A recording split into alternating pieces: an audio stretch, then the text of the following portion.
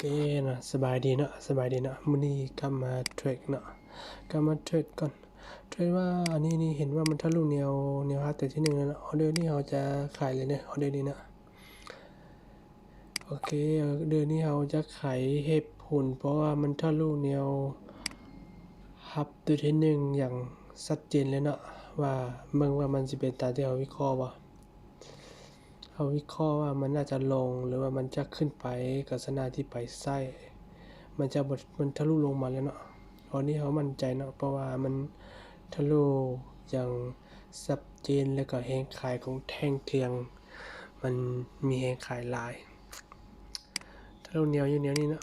มั่นใจว่ามันจะชนะเนาะเบิ่งว่ามันสิไปตามวิเคราะห์บ่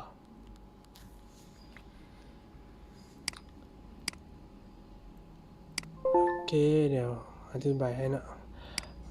แท่งที่ยืนยันว่าเราจะ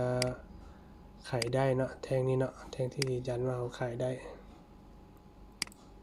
2คือแนวเนาะแนวที่เราว่าเราสามารถขายได้แสดงถึงแนวว่าแนวรับที่แข็งแรงเนาะแนวรับที่2อยู่นี่เนาะอยู่มุมนี้เนาะโอเคแต่ว่าเราต้องรอให้แท่งนี้กลับขึ้นไปหาแนวตัวที่มันทะลุมาเราจึงขายเนาะจึงมีอัตราการชนะหลายเนาะ